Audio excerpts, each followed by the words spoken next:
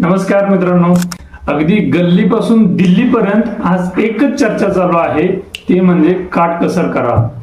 प्रत्येक गोष्टीमध्ये अनावश्यक खर्च टाळा, कारण युद्धाच्या परिस्थितीमुळे आपलं परकीय चलन वाचलं पाहिजे. ज्यावेळेस देशाचा विचार येतो त्यावेळेस परकीय चलन वाचवणं ही देशासाठीची ही सेव्हिंग होते. आणि ज्यावेळेस आपल्या वैयक्तिक गोष्टी येतात त्यावेळेस मात्र आपण बरंचसं कन्फ्युजन असतं की बाबा आपण काट कसं करायची, म्हणजे नेमकं काय करायचं.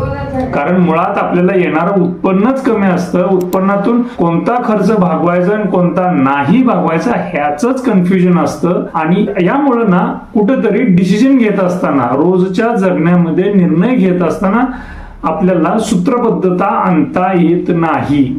आणि त्याचा परिणाम काय होतो की आपल्याला पर्सनल फायनान्स पर्टिक्युलरली हे कॉन्फिडंटली हँडल करता येत नाही. आणि म्हणूनच याच्यासाठी एक सूत्र लक्षात घ्या.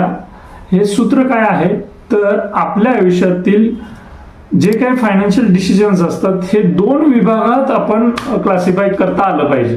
त्यातला पहिला आहे कंपल्सरी गोल आणि दुसरा आहे ऑप्शनल गोल. कंपल्सरी गोल म्हणजे आपल्याला ते गोल फेसच करावं लागतं.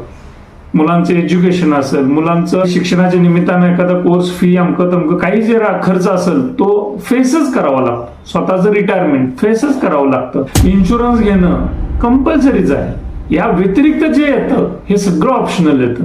मग यावरती जर आपण थोडंसं काटकसर, थोडंसं प्लॅनिंग केलं तर कंपल्सरीला आपल्याला मजबूत असा फंड अवेलेबल राहतो. मग हिथं जर तुमची गफलत होत असेल तर तुमच्या आयुष्यात स्ट्रगल आहे, नसेल तर तुमचा फायनान्शियल जर्नी खूप स्मूथली होणार आहे. बघा पडतंय का ते. थँक्यू.